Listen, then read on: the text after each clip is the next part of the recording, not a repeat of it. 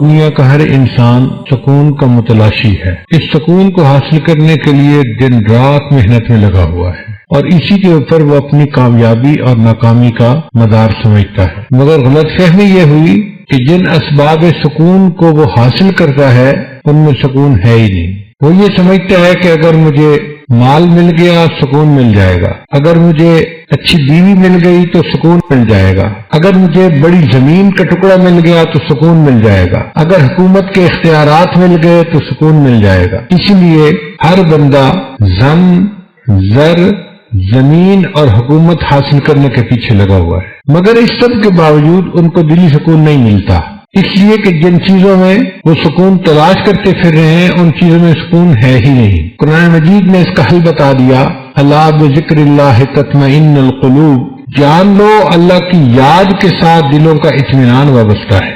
نہ دنیا سے، نہ دولت سے، نہ گھر آباد کرنے سے، سکون دل تو ملتا ہے خدا کو یاد کرنے سے۔ تو جو انسان اللہ کو یاد کرے گا اللہ تعالیٰ اس کے دل میں سکون عطا فرما دیں گے۔ کچھ سواد نہ مصری اندر کہ کھنڈا بھی چکھ ڈٹھیاں، ہمارے علاقائی زبان کا شعر ہے، اس کا میں ترجمہ کر دوں گا۔ کچھ سواد نہ مصری اندر کہ کھنڈا بھی چکھ ڈٹھیاں، انہاں ساریاں چیزاں کو لوں گلاں سجن دیاں مٹھیاں۔ کہ مصری بھی ہم نے کھائی مگر اس کو ہم نے مزیدار نہیں پایا، چینی بھی کھائی تو اس میں وہ مزہ نہیں آیا جو مزہ ہمیں اپنے محبوب کی باتوں کو سننے میں آیا ہے۔ اس لیے اللہ تعالیٰ ارشاد فرماتے ہیں، یا ایھا الذین آمنوا اذکروا اللہ ذکرا کثیرا، اے ایمان والو اللہ کا ذکر کثرت کے ساتھ کرو۔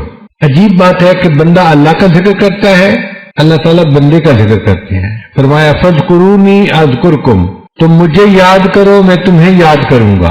اب اس کا مطلب یہ نہیں ہے کہ ہم کہیں گے اللہ اللہ اللہ اور اللہ تعالیٰ کہیں گے بندہ بندہ بندہ، نہیں، یاد کرنے کا اپنا اپنا مفہوم ہوتا ہے۔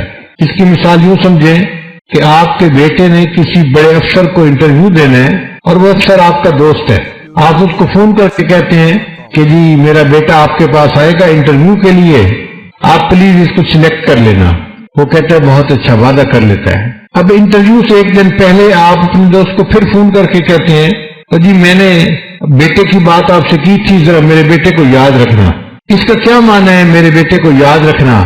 کہ جب آپ فیصلہ کرنے لگیں تو میرے بیٹے کے حق میں فیصلہ کرنا، اس کی مدد کرنا، اس کے ساتھ نرمی کا معاملہ کرنا، تو افسر کا یاد کرنا یہ کہلاتا ہے۔ اسی طرح ہم کہتے ہیں اللہ اللہ اللہ، یہ ہم نے اللہ کو یاد کیا۔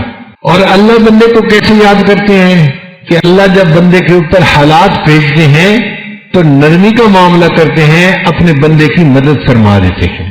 یہ اللہ اپنے بندے کو یاد کر رہے ہوتے ہیں، اے میرے بندے تو مجھے معذرت کے ساتھ یاد کرنا، میں تجھے مغفرت کے ساتھ یاد کروں گا۔ اے میرے بندے تو اطاعت کے ذریعے مجھے یاد کرنا، میں عنایت کے ذریعے تجھے یاد کروں گا۔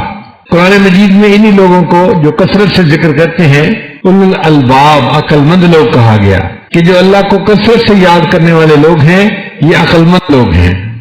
شیطان ہمارا دشمن ہے، وہ ذکر کرنے والے بندے کے راستے میں روڑے اٹکاتا ہے، اور یہ روڑے دو طرح کے ہوتے ہیں، کبھی شبہات کے ذریعے سے اور کبھی شہوات کے ذریعے سے۔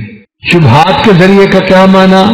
کہ دل میں شبہ ڈال دیتا ہے اللہ تعالیٰ کے وجود کے بارے میں، شریعت کے بارے میں، احکام شریعت کے بارے میں، اور یہ چیز اس بندے کو کفر تک پہنچا دیتی ہے۔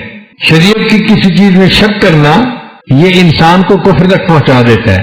اس لیے نبی علیہ السلام نے دعا مانگی، اللہم انی اعوذ بک من الشک والشرک والشقاق والنفاق وسوء الاخلاق، یعنی شرک جو اتنا بڑا گناہ ہے اس سے پہلے اللہ کے حبیب صلی اللہ علیہ وسلم نے شک سے پناہ مانگی اللہ کی، کیونکہ یہ شک انسان کو برباد کر دیتا ہے۔ تو شیطان شبہات کے ذریعے سے، شکوک کے ذریعے سے انسان کو برباد کرتا ہے۔